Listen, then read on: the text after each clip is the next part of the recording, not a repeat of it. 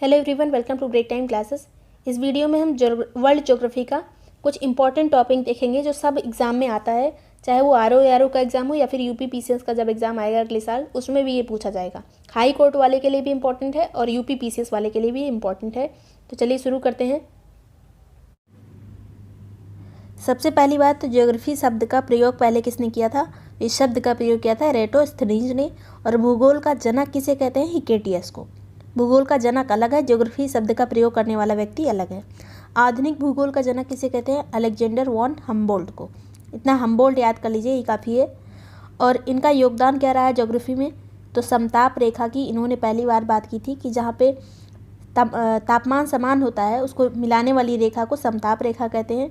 और इन्होंने एक पुस्तक लिखी है कॉस्मॉस, ये इंपॉर्टेंट है, हम्बोल्ट की पुस्तक कॉस्मॉस। अब जो पूरा ब्रह्मांड है उसे जो डिफाइन करने वाले लोग थे उनके वैज्ञानिकों के दो गुट हैं, एक है संभावनावाद वाला, एक है निश्चयवाद वाला। संभावनावाद वाला व्यक्ति कहता है, वैज्ञानिक कहते हैं कि जो मनुष्य है वो सेंटर में है, वो जो चाहे वो कर सकता है। निश्चयवाद वाले कहते हैं कि प्रकृति सेंटर में है, प्रकृति को सेंटर में रख के ये बात करते हैं। तो संभावनावाद के जो प्रमुख वैज्ञानिक हैं उनमें विडाल डी ला ब्लास हैं, जो स्टार्टिंग में ये वैज्ञानिक हुए जिन्होंने अपनी परिकल्पना दी। उनमें पहला आता है विडाल डी ला ब्लास और दूसरे हैं लुसियन फेब्रे हैं। और लुसियन फेब्रे की एक पुस्तक है जिसका नाम है प्रिंसिपल ऑफ ह्यूमन ज्योग्राफी। निश्चयवाद में कौन कौन आता है? निश्चयवाद की जो मेन है ये फ्रेडरिक रेडजेल, और इनकी एक पुस्तक है जिसका नाम है एंथ्रोपोजियोग्राफी इनकी पुस्तक है फ्रेडरिक रेडजेल की, और ये निश्चयवाद को मानते हैं। फिर एक आता है नवनियतिवाद, जिसके जो संस्थापक कहे जाते हैं ग्रिफिथ ट्रेलर। नवनियतिवाद की संकल्पना किसने दी? ग्रिफिथ ट्रेलर ने। तो ये सब चीज़ें इंपॉर्टेंट है हमारे एग्ज़ाम के लिए। एक बुक है द ज्योग्राफी, ये किसने लिखी है? टॉलमी ने। और पहली बार इन्होंने ही पृथ्वी केंद्र में है ऐसी बात की, पृथ्वी केंद्र में है इन्होंने कहा था। और जो विश्व का मानचित्र था उसमें भारत को पहली बार किसने दिखाया? टॉलमी ने। और इनका मानना था कि पृथ्वी केंद्र में है, बाकी चीज़ें इसके चारों तरफ घूम रही हैं। और एक पुस्तक है ज्योग्राफी का, जिसके लेखक हैं स्ट्रैबो। तो ये पुस्तक हमें याद रखनी है। पहली वाली थी द ज्योग्राफी, इसके लेखक थे टॉलमी। ज्योग्राफिका के लेखक हैं स्ट्रैबो। नेचुरल हिस्ट्री के लेखक कौन है? Pliny the Elder. समताप रेखा का जन्मदाता किसे कहा जाता है? हम्बोल्ट को, जो हमने देखा पहले। इन्हीं को आधुनिक भूगोल का जनक भी कहते हैं। सौर मंडल की संकल्पना पहली बार किसने दी? कॉपरनिकस ने। और इन्होंने ही पहली बार कहा था कि पृथ्वी सूर्य केंद्र में नहीं है। जो टॉलमी ने कहा था पृथ्वी केंद्र में है, कॉपरनिकस ने कहा सूर्य केंद्र में है, बाकी ग्रह इसके चारों तरफ चक्कर लगा रहे हैं। फिर ग्रहों की गतियों का नियम किसने दिया? केपलर ने। ब्रह्मांड का विस्तार हो रहा है ऐसा 1920 में किसने कहा था पहली बार? एडविन हबल ने।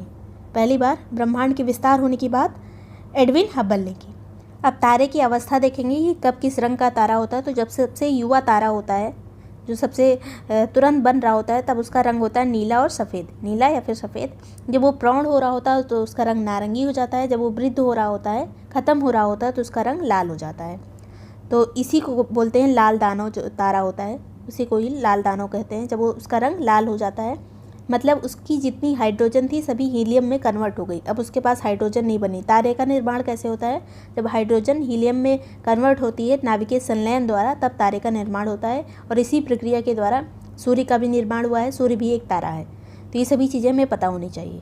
तारे के द्रव्यमान से संबंधित एक सीमा रखी गई है, जो वैज्ञानिक चंद्रशेखर ने एक सीमा रखी थी, जिसका जो सीमा है 1.44 सौर द्रव्यमान। यदि किसी तारे का द्रव्यमान सूर्य के द्रव्यमान से कम अथवा बराबर, यानी 1.44 से कम या फिर 1.44 सौर द्रव्यमान का होता है, तो वह पहले श्वेत बामन यानी वाइट डॉर्फ बनता है, बाद में ब्लैक डॉर्फ बनता है। मतलब अगर उसकी सभी हीलियम हाइड्रोजन जो है हीलियम में कन्वर्ट हो गई, उसके बाद धीरे धीरे तारे की ख़त्म होने की अवस्था आ जाती है। तो अगर वो तारा बड़ा है तब उसमें दूसरा चीज़ होगा, लेकिन अगर उसका द्रव्यमान 1.44 से कम होगा या फिर इसके बराबर होगा, तब वो पहले श्वेत वामन बनेगा, वाइट डॉर्फ बन जाएगा वो तारा कन्वर्ट होके, और धीरे धीरे सिकुड़ने लगेगा और बाद में ब्लैक वामन बन जाएगा, ब्लैक डॉर्फ बन जाएगा। तो ये किस में बात की गई है? जब 1.44 सौर द्रव्यमान से कम है तारे का द्रव्यमान। और अगर 1.44 चंद्रशेखर सीमा से तारे का द्रव्यमान ज़्यादा है, मतलब बड़ा तारा है, तो वो पहले उसमें एक विस्फोट होगा, सुपरनोवा विस्फोट, वो धीरे धीरे सिकुड़ता जाएगा और उसके बाद एक विस्फोट होगा बहुत तेज और उसे कहते हैं सुपरनोवा विस्फोट। इसके बाद एक तारा बनेगा सिकुड़ा हुआ एक पॉइंट, उसे कहेंगे न्यूट्रॉन तारा, न्यूट्रॉन तारा। और यही न्यूट्रॉन तारा बाद में जब पूरी तरह से सिकुड़ के एक पॉइंट के रूप में आ जाता है तो उसे कहते हैं ब्लैक होल। ब्लैक होल कैसे बनता है? तो जब कोई बड़ा तारा जिसका द्रव्यमान 1.44 चंद्रशिखा सीमा से ज़्यादा होता है उसमें सुपरनोवा विस्फोट होता है, फिर न्यूट्रॉन तारा बनता है, उसके बाद ब्लैक होल में कन्वर्ट हो जाता है और ब्लैक होल से कोई भी चीज़ पास नहीं हो पाती, यहाँ तक कि प्रकाश भी पास नहीं होता। तो ये सभी चीज़ें इसमें इंपॉर्टेंट थी। अब एक चीज़ देखेंगे, पृथ्वी की उत्पत्ति कैसे हुई। तो दो संकल्पनाएँ दी जाती हैं, एक होती है अद्वैतवादी संकल्पना, एक होती है द्वैतवादी। अद्वैतवादी क्या है? जिसमें एक ही तारे की कल्पना की गई थी, मतलब एक ही तारा था, उसी से पूरा ब्रह्मांड बना है। और दूसरी द्वैतवादी जो संकल्पना, उसमें कहा गया है कि दो तरह के सूर्य, मतलब दो तरह के तारे थे जिससे पूरा ब्रह्मांड बना है। तो पहली वाली देखते हैं, इसमें दो लोगों के विचार इंपॉर्टेंट हैं। पहला तो है कांट का विचार। इनका जो विचार था, परिकल्पना थी, उसे कहते हैं वायव्य राशि परिकल्पना। इन्होंने 1755 में अपनी परिकल्पना दी, ये ईयर इंपॉर्टेंट नहीं है। तो कांट की परिकल्पना है वायव्य राशि परिकल्पना। इन्होंने कहा था कि पहले एक गैसीय पिंड था, उसमें से कई छल्ले अलग हुए, मतलब एक पिंड है, इससे कई छल्ले धीरे धीरे अलग हुए, एक साथ कई छल्ले अलग हुए और यही जब संघनित हुए तो ग्रहों का निर्माण हुआ। तो ये इनकी परिकल्पना थी वायव्य राशि की परिकल्पना। दूसरी आती है लाप्लास की निहारिका परिकल्पना। इसमें थोड़ा संशोधन किया गया कांट की परिकल्पना से। तो ये लाप्लास ने क्या दिया कि एक निहारिका थी जो एक तप्त, मतलब जलता हुआ एक गोला था गैस का, और उससे पहले एक छल्ला अलग हुआ। कांट ने कहा था कि एक साथ कई छल्ले अलग हुए थे और उसके बाद फिर वो संघनित हुए, ग्रह बने। तो और इन्होंने लाप्लास ने कहा कि पहले एक छल्ला अलग हुआ, उसके बाद इसी छल्ले से कई ग्रह बने, यही टूटा, उसके बाद कई ग्रह बने। तो इसे कहते हैं निहारिका परिकल्पना। इसमें निहारिका क्या है कि जो पहले गैस का गोला था उसे निहारिका इन्होंने बोला। तो ये है लाप्लास की परिकल्पना। ये दोनों हो गई अद्वैतवादी। फिर द्वैतवादी में देखेंगे जो चीज़ें इंपॉर्टेंट है, इसमें चैम्बरलेन और मोल्टन की ग्रहाणु परिकल्पना इंपॉर्टेंट है। इसमें कहा गया कि पहले एक सूर्य था, मतलब एक गोला था, और उससे एक और गोला आके जब आया और उसकी आकर्षण शक्ति से पहले वाले से कुछ पदार्थ अलग हुए, कुछ कण अलग हुए, परमाणु अलग हुए और उन्हीं से ही ग्रहों का निर्माण हुआ। तो इसमें दो चीज़ की परिकल्पना की गई है, दो सूर्य की परिकल्पना यहाँ पर हुई है और इसी को कहते हैं ग्रहाणु परिकल्पना। ये किसने दिया था? चैम्बरलेन और मोल्टन ने। फिर आती है जेम्स जीन्स व जेफरी की ज्वारीय परिकल्पना। तो पूछा जाता है ग्रहाणु परिकल्पना किसकी है? चैम्बरलेन और मोल्टन की। ज्वारीय परिकल्पना जेम्स जीन्स और जेफरी की। इसमें क्या था कि इसने कहा कि दो सूर्य थे और एक में एक फिलामेंट टाइप का निकला था, जब दूसरा सूर्य इसके पास से निकला तो ये फिलामेंट अलग हो गया, आकर्षण शक्ति से, ज्वारीय शक्ति से ये फिलामेंट अलग हो गया और यही टूट के बाद में ग्रहों का निर्माण किया इसने। तो ये हो गई जेम्स जीन्स और जेफरी के परिकल्पना। फिर आती है ऑटो स्मिथ की अंतरतारक धूल परिकल्पना। ये किसने की दी थी? धूल परिकल्पना ये ऑटो स्मिथ ने दी थी। ये रूस के वैज्ञानिक थे। इन्होंने कहा जब एक सूर्य दूसरे सूर्य के पास से गुजरा तो वहाँ से कुछ धूल के कण और जितने पदार्थ थे उन्हें अलग कर दिया उसने, और वही सब बाद में ग्रह बन गए। तो ये थी तीनों परिकल्पनाएं जो द्वैतवादी से संबंधित है। लेकिन इन सभी को ज़्यादा स्वीकार नहीं किया जाता। जो सबसे ज़्यादा स्वीकार्य है वो है बिग बैंग थ्योरी, जो कि जॉर्ज लेमेंत्रे ने दी, जिसमें कहा गया है कि ब्रह्मांड का विस्तार हो रहा है। पहले पूरा ब्रह्मांड एक पॉइंट में केंद्रित था जिसका द्रव्यमान बहुत ज़्यादा था, घनत्व तो बहुत ज़्यादा था, लेकिन एरिया बहुत कम था, आयतन बहुत कम था। बाद में इस पर विस्फोट हुआ, इतना ज़्यादा इसका घनत्व हो गया कि इसमें विस्फोट हो गया। फिर धीरे धीरे ये फैलता गया और बहुत ज़्यादा इसमें कण अलग होते गए और धीरे धीरे ये ब्रह्मांड का निर्माण कर दिया इसने। तो इसे कहते हैं बिग बैंग थ्योरी और इसी परमाणु के विस्फोट को कहते हैं बिग बैंग। तो ये हो गई बिग बैंग थ्योरी, जॉर्ज लेमेंत्रे ने दी थी। फिर आता है सूर्य के बारे में देखेंगे। तो सूर्य का व्यास कितना है? 13.9 लाख किलोमीटर। इसकी आयु लगभग 4.7 अरब वर्ष है। अब ये सूर्य है और इसके ग्रह कितने हैं? 8 ग्रह हैं, बुध, शुक्र, पृथ्वी, मंगल, बृहस्पति, शनि, अरुण, वरुण। पहले यम भी था जिसे 2006 में अलग कर दिया गया। इसे डॉर्फ जो ग्रह होते हैं बौने ग्रह की सूची में डाल दिया गया। तो सबसे छोटा जो ग्रह है वो है बुध, फिर आता है शुक्र, फिर पृथ्वी आती है हमारी तीसरे नंबर पे। यहाँ से दूरी के मामले में तीसरे नंबर पे आती है। पार्थिव या फिर आंतरिक ग्रह किसे कहते हैं? तो जो पृथ्वी के समान ग्रह होते हैं उन्हें पार्थिव ग्रह कहते हैं। ये कौन कौन से हैं? बुध, शुक्र, पृथ्वी, मंगल। और जो जोवियन ग्रह या बाह्य ग्रह किसे बोलते हैं, तो बृहस्पति से इधर जितने ग्रह हैं उसे जोवियन बोलते हैं। ये सभी बड़े ग्रह हैं। जो पास वाले ग्रह हैं उसमें जो उनकी जो प्रकृति है वो चट्टानिक है, मतलब वहाँ पे चट्टानें हैं। लेकिन ये बाद वाले ग्रह इसमें गैसेस ज़्यादा हैं, ये गैस के गोले होते हैं सभी। और किसके किसके उपग्रह नहीं है, तो बुध और शुक्र का कोई उपग्रह नहीं है, पृथ्वी का एक उपग्रह है, तो और मंगल का 2 उपग्रह है, फोबोस और डीमोस। तो ये सभी चीज़ें इंपॉर्टेंट हैं। सबसे ज़्यादा उपग्रह किसके हैं, तो वर्तमान की जो अभी हाल की जो बात है उसमें शनि के सबसे ज़्यादा उपग्रह निकले हैं। नेक्स्ट है उसके दूसरे नंबर पे बृहस्पति के निकले। सबसे बड़ा ग्रह कौन सा है, बृहस्पति, उसके बाद शनि आता है। अगर आकार की बात करें तो पृथ्वी का नंबर 5वां है, और दूरी की बात करें सूर्य से तो तीसरा है।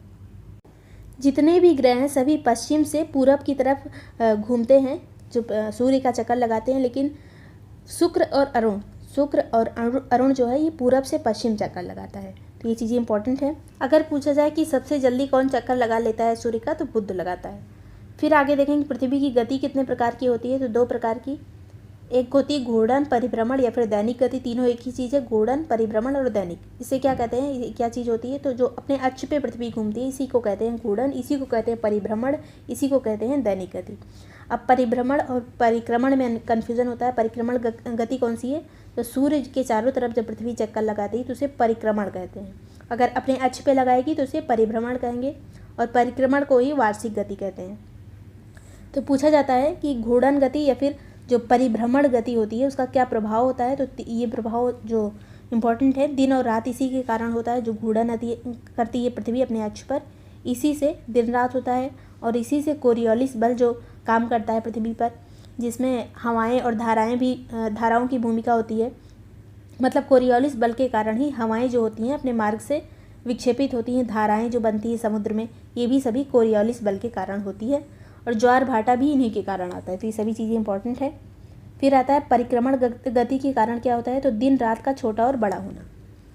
जो परिभ्रमण गति थी उसके कारण दिन रात होते थे, लेकिन जो छोटे बड़े होते हैं वो परिक्रमण गति के कारण होते हैं। मतलब सूर्य पृथ्वी चारों तरफ चक्कर लगा रही है, और पृथ्वी हमारे यहाँ जब सबसे छोटा दिन होता है दिसंबर में, तो वो ये परिक्रमण गति के कारण होता है। परिक्रमण गति के कारण होता है जब सूर्य हमारे मकर रेखा पर चला जाता है, कर्क के पास नहीं रहता है, तब हमारे यहाँ दिन छोटा होने लगता है। अगर कर्क रेखा पे हम स्थित हैं, हमारे भारत से होकर कर्क रेखा जाती है, तो जब सूर्य इधर आता है तब हमारे यहाँ दिन बड़ा होने लगता है। तो ये सभी परिक्रमण गति के कारण होता है। ऋतु परिवर्तन भी परिक्रमण की गति के कारण होता है। सूर्य की किरणों का तिरछा होना भी यही है। और उपसौर और अपसौर क्या होता है, ये भी इसी के कारण होता है, परिक्रमण गति के कारण। जब सूर्य हमारे सबसे पास होता है तब उसे उपसौर कहते हैं। और ये कंडीशन कब आती है, 3 जनवरी को। 3 जनवरी को सूर्य सबसे पास होता है। लेकिन हमारे यहाँ ठंडी उस टाइम पे क्यों पड़ती है, सबसे पास होता है सूर्य, फिर भी सबसे ज़्यादा ठंडी पड़ती है, क्योंकि उस टाइम कर्क रेखा पर नहीं चमकता है सूर्य, मकर रेखा पर चमकता है। ये पृथ्वी है, मान लीजिए ये पृथ्वी है, और ये विषुवत रेखा, ये कर्क रेखा है, ये है मकर रेखा। बीच में 0 डिग्री ये विषुवत रेखा है, ये है कर्क रेखा जहाँ पे हम स्थित हैं, यहाँ पे इंडिया है। और ये हो गया मकर रेखा।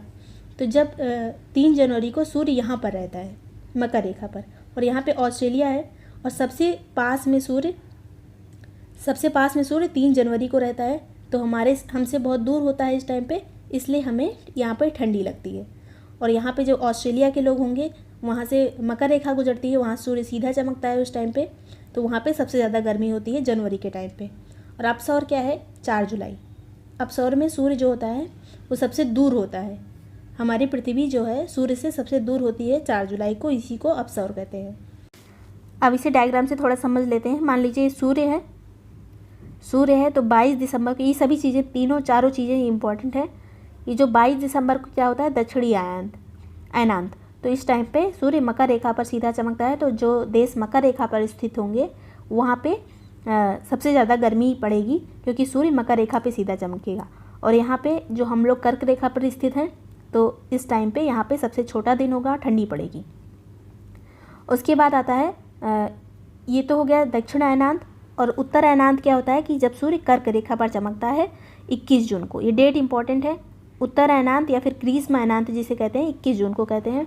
और दक्षिण अयनांत या फिर शीत अयनांत 22 दिसंबर को होता है। 21 जून को सबसे बड़ा दिन होता है, 22 दिसंबर को कर्क रेखा पर सबसे छोटा दिन होता है। फिर आता है उपसौर। उपसौर जो है 3 जनवरी को होता है। ये उपसौर और अपसौर अलग चीज़ें हैं। ये 3 जनवरी को हो गया उपसौर, 4 जुलाई को होता है अपसौर, 21 जून को हो गया उत्तरी अयनांत, 22 दिसंबर को हो गया दक्षिणायनांत। अब विषु क्या है? विषु जो है जब विषुवत रेखा पर सूर्य सीधा चमकता है, बीच में 0 डिग्री पर जब सीधा चमकेगा, तब हमारे यहाँ ना ज़्यादा ठंडी पड़ेगी ना ज़्यादा गर्मी पड़ेगी। तो 21 मार्च का दिन हो गया, ये वसंत विषु इसे कहते हैं। और 23 सितंबर को शरद विषु कहते हैं, शरद विषु। तो ये सभी चीज़ें इंपॉर्टेंट है, ये डेट्स इंपॉर्टेंट है, अच्छे से देख लीजिए। पूछा जाएगा एग्जाम में विषु कब कब होता है, तो 21 मार्च और 23 सितंबर को। हमारे यहाँ ग्रीष्म अयनांत कब होता है? 21 जून को। शीत अयनांत कब होता है? 22 दिसंबर को। उपसौर कब होता है? 3 जनवरी को। अपसौर कब होता है? 4 जुलाई को। अब देखेंगे सूर्य ग्रहण कैसे लगता है। तो जब सूर्य जो है और पृथ्वी, इसके बीच में जब चंद्रमा आ जाता है तो सूर्य की छाया पृथ्वी पर सूर्य जो है ये पृथ्वी पर इसके किरणें नहीं पहुंचती हैं, तो इसे कहते हैं सूर्य ग्रहण। चंद्र ग्रहण क्या होता है? जब सूर्य और चंद्रमा के बीच में पृथ्वी आ जाती है तो चंद्रमा को सूर्य का प्रकाश नहीं मिलता, इस वजह से ये नहीं चमकता है। चंद्रमा का अपना कोई प्रकाश नहीं होता, सूर्य के प्रकाश से चमकता है। तो अगर पृथ्वी बीच में आ जाएगी तो ये नहीं चमकेगा चंद्रमा, तो इससे चंद्र ग्रहण कहते हैं। सुपर मून क्या होता है? तो सुपर मून जब चंद्रमा जो है पृथ्वी के सबसे पास होता है, चंद्रमा जब पृथ्वी के सबसे पास होता है तो सबसे ज़्यादा तेज़ चमकता है और हमें बड़ा दिखाई देता है, इसी को बोलते हैं सुपर मून। ब्लू मून क्या होता है?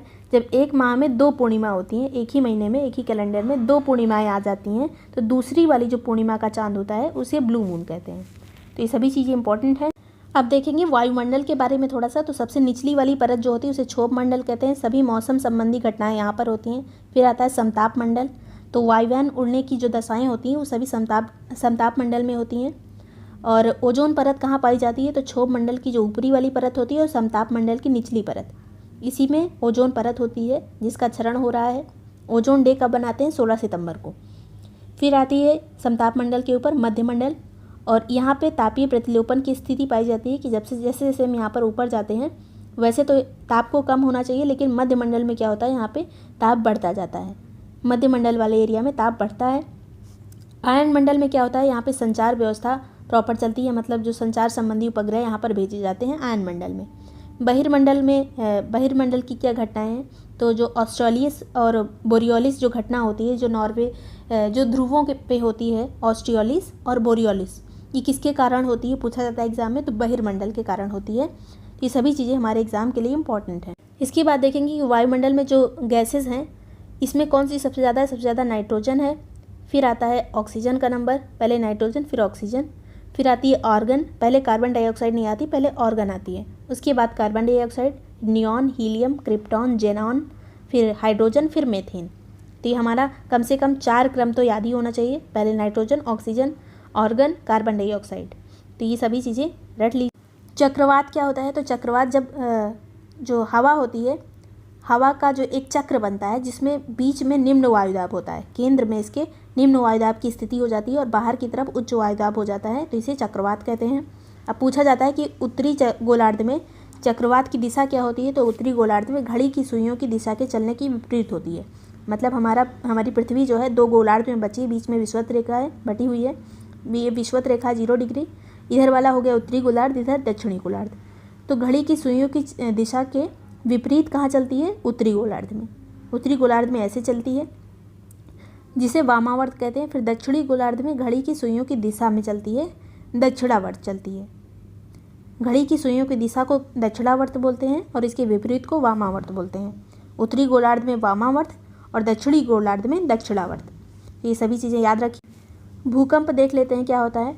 ये है भूकंप का मूल, जहाँ से भूकंप उद्गारित होता है, मतलब जहाँ से निकलता है तो उसे भूकंप मूल कहते हैं। जहाँ पे ऊपर पहुँचता है, जो ऊपर वाला पॉइंट होता है, ये तो अंदर से निकल रहा है पृथ्वी के अंदर से, ऊपर वाले पॉइंट को भूकंप अधिकेंद्र कहते हैं या फिर एपिसेंटर बोलते हैं इसे। तो ये ऊपर से नीचे जब रहता है तो यहाँ पे मैग्मा बोलते हैं। जो लावा जब तक निकला नहीं रहता है बाहर, अंदर रहता है, तब तक उसे मैग्मा बोलते हैं। जब वो बाहर निकलने लगता है, बाहर आ जाता है, तब उसे लावा बोलते हैं।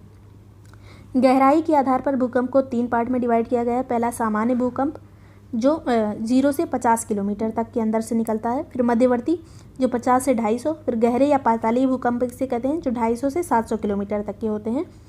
और जो ऊर्जा निकलती है भूकंप के टाइम पे उसे क्या कहते हैं, प्रत्यास्थ ऊर्जा। टाइप्स ऑफ वेव्स कौन कौन सी होती हैं जो निकलती हैं भूकंप के टाइम पे? तो पहली हो गई प्राइमरी वेव्स, जिसे प्राथमिक तरंग कहते हैं। ये किस टाइप की होती है? ये ध्वनि तरंग की तरह होती है, अनुदैर्ध्य तरंग की तरह होती है। पूछा जाए कौन सी तरंग जो भूकंप से निकलती है वो ध्वनि तरंग की तरह काम करती है, तो पी तरंगे या फिर प्राइमरी वेव्स।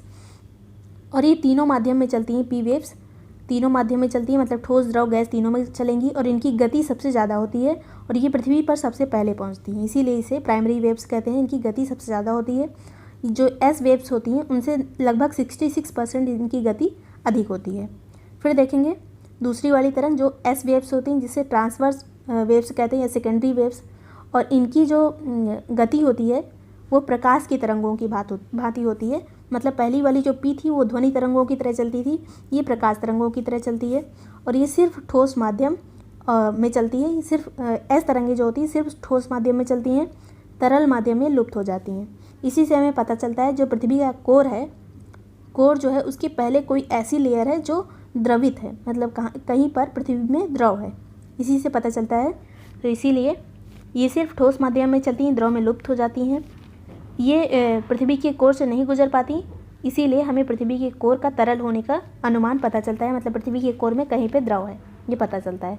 फिर तीसरी वाली तरंगें जो आती हैं लॉन्ग पीरियड वेव्स या फिर एल वेव्स जिसे कहते हैं, धरातलीय तरंगें भी इसी को कहते हैं। तो पृथ्वी के सबसे ऊपरी भाग को ये प्रभावित करती हैं, सबसे लास्ट में आती हैं, लेकिन सबसे ज़्यादा विनाशकारी होती हैं। इनकी गति सबसे कम होती है, इसीलिए सबसे लास्ट में पहुँचती हैं।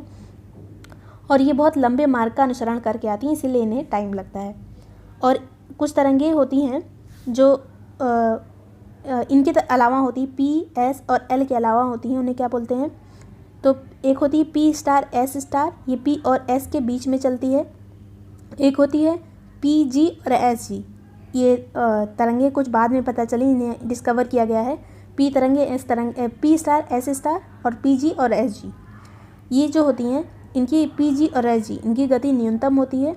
और पी स्टार और एस स्टार के बीच में चलती हैं, कौन सी? ये कहाँ चलती हैं? पी और एस के बीच में। इनकी प्रकृति जो होती है वो पी एस की तरह होती है, इसलिए इसे पी स्टार और एस स्टार कहते हैं। ये दोनों उतनी इंपॉर्टेंट नहीं है, हमें पी, एस, एल पे ज़्यादा फोकस करना है। भूकंपीय तीव्रता मापने का यंत्र क्या होता है? सीस्मोग्राफ। और इसके 3 स्केल होते हैं। सीस्मोग्राफ के 3 स्केल पे भूकंप को नापा जा सकता है। एक होता है रॉसी फेरल स्केल, जिसका मापक 1 से 11 तक नंबर होता है, 1 से 11 तक नंबर होता है इसमें। फिर मार्केली स्केल होता है, इसमें 12 मापक होते हैं। रिक्टर स्केल, इसमें 0 से 9 तक मतलब 10 मापक होते हैं। और यही वाला ज़्यादा यूज़ होता है, रिक्टर स्केल। इसमें अगर एक स्केल से दूसरे स्केल पर, जैसे एक भूकंप 1 है दूसरा 2 है, तो दूसरा वाला जो पॉइंट होगा पहले वाले से 10 गुना ज़्यादा उसकी तीव्रता होगी। मतलब भूकंप जो दूसरा वाला होगा उसकी तीव्रता 10 गुना ज़्यादा होगी। अब एक चीज़ इंपॉर्टेंट है, ये मैप देख लीजिए। ये छाया क्षेत्र दिए गए हैं कि कहाँ पे कौन सी तरंग पहुँचती है, कहाँ पे कौन सी नहीं पहुँचती। तो पी तरंग का छाया क्षेत्र क्या होता है? पी तरंग भी कहीं कहीं नहीं पहुँचती है।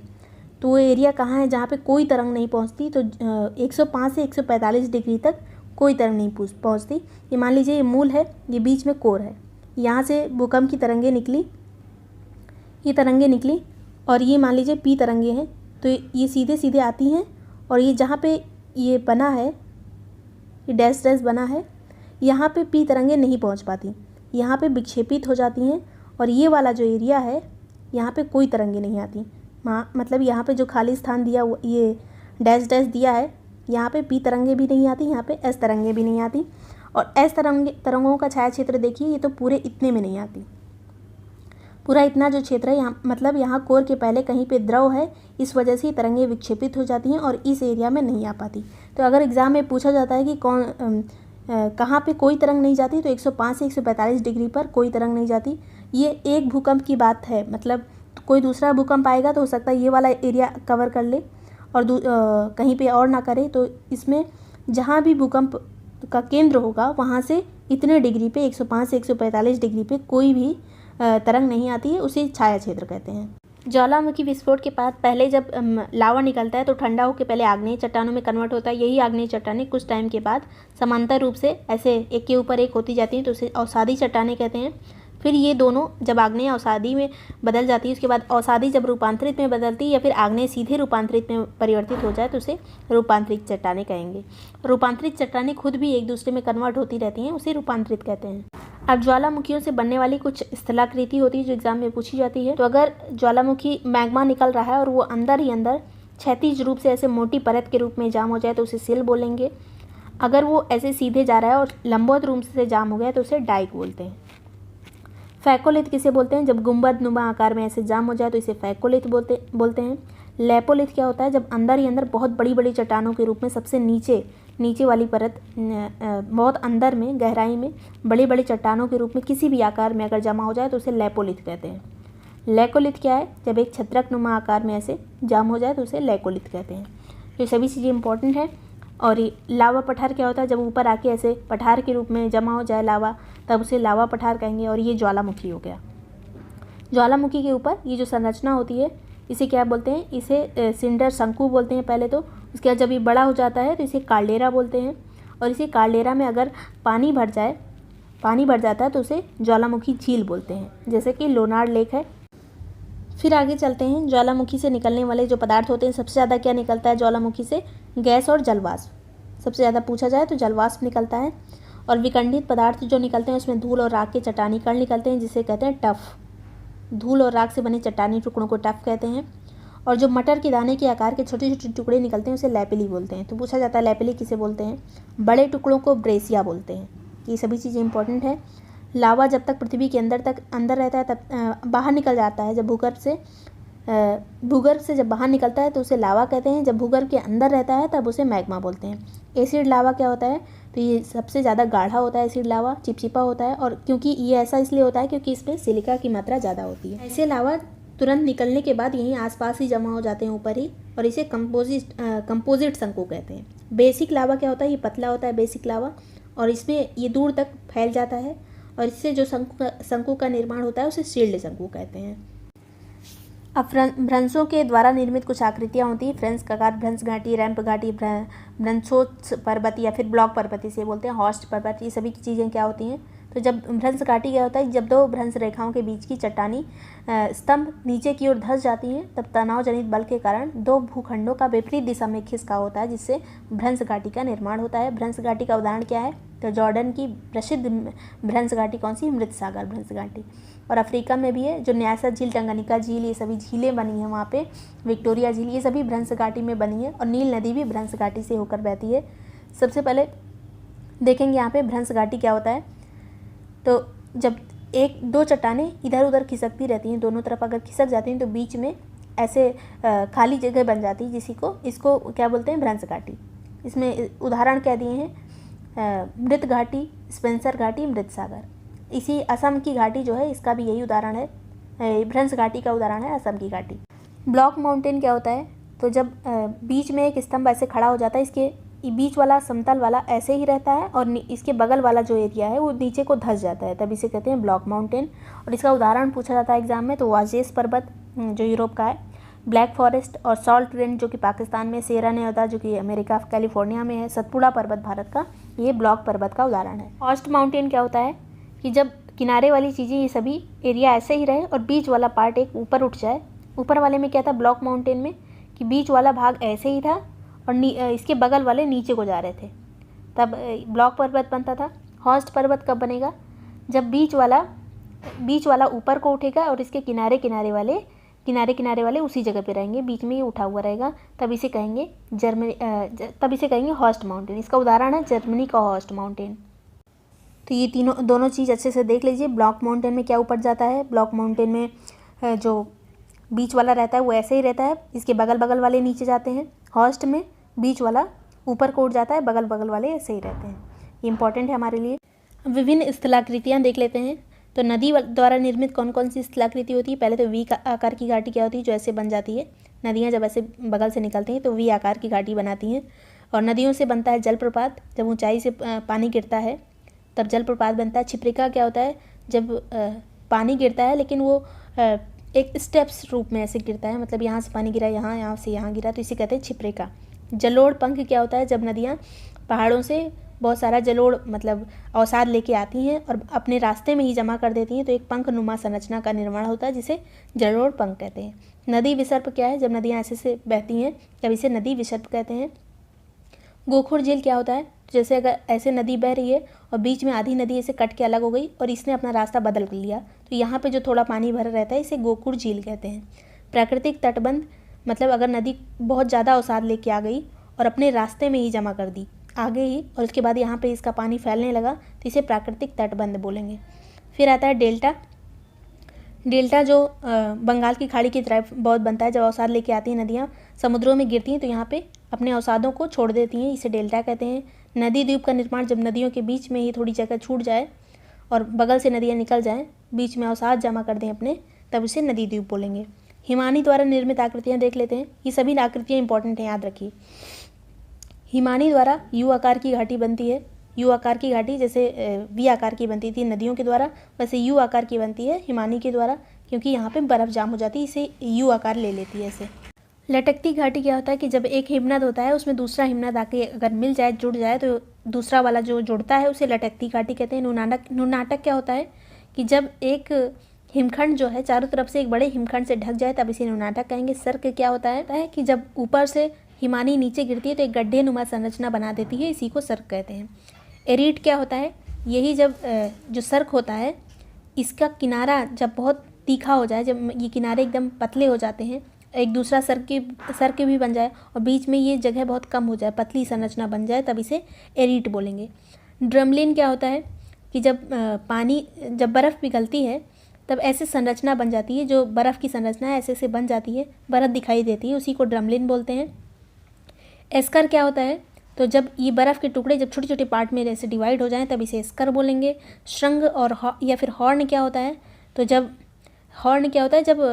एक पहाड़ी है जो बर्फ़ की, वो हवाएं उसको काटने लगें, काट के एकदम पतला कर दें, तो ऊपर वाली जो संरचना है वो एक हॉर्न की तरह दिखाई देती है, जैसे मैटर्न हॉर्न होता है जो एक पहाड़ी है स्विट्ज़रलैंड में, तो ये हॉर्न का उदाहरण है। रॉस मुटाने क्या होता है? जब एक हिमानी है और इधर बहुत चिकनी है, चिकनी मतलब हवा से ऐसे चिकनी हो गई और इधर की तरफ ऐसे छोटे छोटे टुकड़ों में से उबड़ खाबड़ हो गई, तब इसे रॉस मुटाने बोलेंगे। हिमोड़ क्या होता है? मतलब जैसे जलोढ़ होता है वैसे हिम का जो अवसाद होता है इकट्ठा होता है, तब इसे हिमोड़ बोलते हैं। तो हमें प्री के लिए बस इतना याद रखना है कि कौन कौन सी हिमानी से निर्मित होने वाली आकृतियाँ हैं। अगर आपके दिमाग में ये रहेगा कि कैसे बनती है ये, तब ये चीज़ें याद हो जाएंगी। फिर पवन द्वारा निर्मित आकृति कौन सी होती है? अपवाहन, बेसिन या फिर वातगर्त। मतलब अगर मरुस्थल है और उसमें से कहीं ऐसे गड्ढे नुमा संरचना में ऐसे जो हवा है वो निकाल लेती है बालू को, तब एक गर्त बन जाता है, उसी को कहते हैं वातगर्त। छत्रक शैल क्या होता है? मरुस्थलों में जब एक चट्टानी संरचना होती है और नीचे वाला जो एरिया होता है वो मुलायम चट्टानें होती हैं, तो उन्हें काट के हवाएं पतला कर देती हैं और ऊपर जो कठोर चट्टानें होती हैं वो वैसे ही खड़ी रहते हैं, तो इसे छत्रक शैल कहते हैं। स्तंभ क्या होता है? जब यही छत्रक शैल ऊपर वाला भी धीरे धीरे कटता जाता है हवा से ही, तब एक स्तंभ के रूप में ऐसे दिखाई देने लगता है, उसे बोलते हैं स्तंभ। यार्डंग क्या होता है? तो जब यही स्तंभ कई सारे स्तंभ इकट्ठे हो जाते हैं और तो इसे यार्डंग बोलते हैं। इसका आकार छोटा भी हो सकता है, बड़ा भी हो सकता है। इंसेलबर्ग क्या होता है? इंसेलबर्ग में यही छोटे छोटे हो जाते हैं, यही यार्डंग बहुत छोटे छोटे हो जाते हैं और एक बीच में नालियाँ जैसी बन जाती हैं, तो इसे कहते हैं इंसेलबर्ग। ज्यूरन क्या होता है? ज्यूरन देख लीजिएगा क्या होता है, याद नहीं आ रहा है अभी। बरखान होता है बालू का स्तूप, लोएस और प्लाया। बालू का स्तूप क्या होता है? जब ऐसे स्तूप नुमा संरचना बन जाती है बालू की, तब उसे बालू का स्तूप कहते हैं। और यही जब बालू का स्तूप जब बहा के मतलब अगर स्तूप बना हुआ है तो ये दोबारा हवा चलेगी तो एक जगह ले जाके सभी बालू को इकट्ठा कर देगी, तो इसे लोएस का मैदान का निर्माण होगा। प्लाया क्या होता है? जब एक मरुस्थल, चारों तरफ मरुस्थल है, उसके बीच में कहीं पहाड़ आ गया और बीच में एक झील बन गई। चारों तरफ मरुस्थल था लेकिन इसके किनारे किनारे यहाँ पे पहाड़ आ गया, बीच में एक छोटी सी झील बन गई जो सूख रही है, ज़्यादा पानी नहीं है, तो उसे प्लाया कहते हैं। तो प्लाया का उदाहरण क्या है? प्लाया का उदाहरण एक राजस्थान में झील है, आना झील, वो प्लाया का उदाहरण है। नेक्स्ट है सागरीय जल से निर्मित संरचनाएं, भृगु या क्लिफ कहते हैं, एक संरचना होती है। तटीय कंदराएँ जो बन जाती हैं, गुफाएँ बन जाती हैं लहरों से। पुलिन जो बीचेस बनते हैं, मेहराब बनते हैं, स्टैग बनते हैं, रोधिकाएँ बनती हैं। और रोधिकाएँ मतलब जो किनारे ले जाके इकट्ठा कर देती हैं अवसादों को, बजरी वगैरह इकट्ठा हो जाती है तो रोधिका का निर्माण होता है। तटबंध बन जाते हैं, मतलब दूर पे कहीं पे पानी ऐसे इकट्ठा हो गया समुद्र का और बीच में थोड़ी जगह बच गई तो इसे तटबंध कहेंगे। नॉर्वे का फ्योर्ड तट जो बहुत फेमस है, यहाँ पे सीधा एकदम जो समुद्र का जो तट होता है बहुत सीधा होता है, डरावना होता है, तो इसे फ्योर्ड तट कहते हैं। डाल्मेशियन, ये यूगोस्लाविया का डाल्मेशियन तट प्रसिद्ध है। रिया तट, और रिया तट का उदाहरण क्या है, पश्चिमी घाट हमारे रिया तट के उदाहरण है। हैफा तट इजराइल में स्थित है। निर्गत तट और लैगून झीलों का निर्माण भी समुद्रीय संरचना से होता है। अब शैल चक्र देखते हैं, तो शैल चक्र कैसे कैसे बनता है। पहले आग्नेयी चट्टानें होती हैं, इसमें तापमान और दाब का परिवर्तन आता है, तो ये कायांतरित या फिर रूपांतरित में परिवर्तित होती हैं और इसी से आग्नेय से ही अवसादी बनती हैं। अब अवसादी किसमें, अवसादी भी कायांतरित में परिवर्तित हो सकती हैं, आग्नेय भी हो सकती हैं, और यही अवसादी जब गलन इसमें हो जाए तो मैग्मा में परिवर्तित हो जाती हैं, बाद में फिर यही आग्नेय बन जाती हैं, और रूपांतरित भी गलन से मैग्मा में परिवर्तित होती हैं, फिर आग्नेय बनती हैं। ये सभी ये क्रम चलता रहता है, इसी तरह से शैल का निर्माण होता है। अब कुछ आग्नेय चट्टानें जो रूपांतरित में कन्वर्ट होती हैं याद रखनी चाहिए। ग्रेनाइट से बनता है नीस, तो ये पूछा जाता है नीस किससे बनता है, ग्रेनाइट से। ग्रेनाइट आग्नेय है, नीस रूपांतरित। बेसाल्ट से सिस्ट बनता है, जो बाद में बनता है किसी चीज़ से उसी को रूपांतरित कहते हैं। बेसाल्ट आग्नेय है, इसी से सिस्ट बनता है। अवसादी चट्टानों में देखेंगे सैल से क्या बनता है, ये सभी अवसादी हैं और इनसे ये बनने वाली रूपांतरित है। सैल से स्लेट बनता है, चूना पत्थर से संगमरमर बनता है, बालूका पत्थर से क्वार्टजाइट बनता है, चौक और डोलोमाइट से संगमरमर बनता है, कॉन्ग्लोमेरेट से क्वार्टजाइट बनता है। फिर रूपांतरित से रूपांतरित वाली स्लेट से फाइलाइट बनती है, फाइलाइट से सिस्ट बन जाता है, गैब्रो से सर्पेंटाइन बन जाता है। स्लेट से फाइलाइट, फाइलाइट से सिस्ट, गैब्रो से सर्पेंटाइन। इसमें हमें जितना याद रह जाता है उतना ही इम्पोर्टेंट, मतलब उतना ही ठीक है। कुछ चीज़ें नहीं याद रहती हैं तो इतना इम्पोर्टेंट नहीं होता, अगर सब चीज़ हमें नहीं याद हो सकती है तो इसे ध्यान से देखिए, जितना याद हो जाए उतना अच्छी बात है। अब सभी रेखाएं देख लेते हैं। मान लीजिए पृथ्वी है, बीच में गई 0 डिग्री विषुवत रेखा हो गई, ये हो गई कर्क रेखा, ये हो गई मकर रेखा। कर्क और मकर 23.5 डिग्री से जाती है, और ये हो गया आर्कटिक वृत्त जो कि 66.5 डिग्री से जाता है, और ये हो गया अंटार्कटिक वृत्त। तो पूछा जाता है कर्क रेखा किस किस देश से जाती है। कर्क रेखा से जो उत्तरी अमेरिका में कौन कौन से देश स्थित हैं कर्क रेखा पे, बहामास और मैक्सिको। तो ऐसे कॉन्टिनेंट वाइज हम याद करेंगे तो आसानी से याद होगा।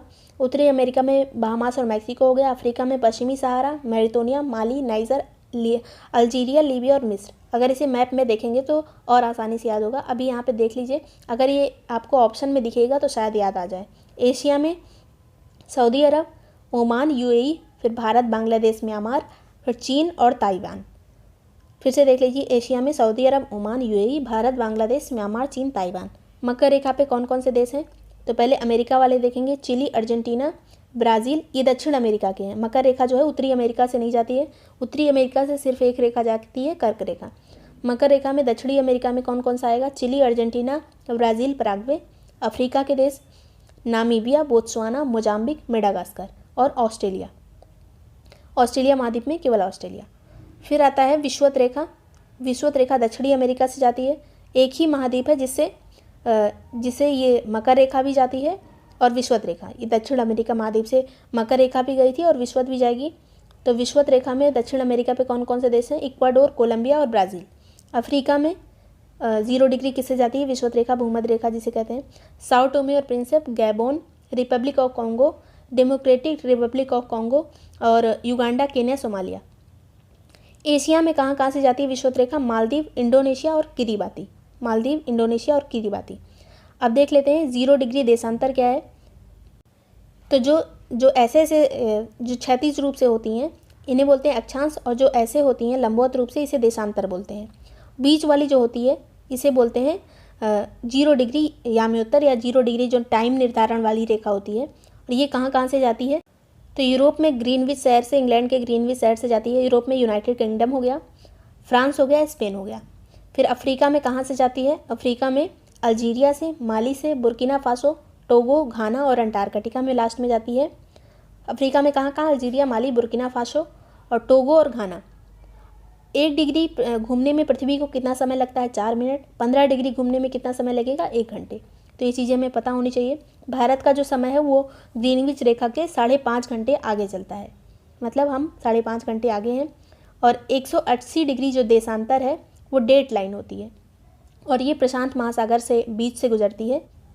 तो 0 डिग्री जो हो गई वो ये तो समय वाली रेखा हो गई, 0 डिग्री देशांतर, और 180 डिग्री जो देशांतर है जो कि प्रशांत महासागर से होकर गुजरती है, ये डेट लाइन होती है, ये डेट का निर्धारण करती है। अगर 180 डिग्री के हम पश्चिम में चलेंगे तो एक दिन बढ़ता जाएगा, मतलब एक दिन को बढ़ा देंगे।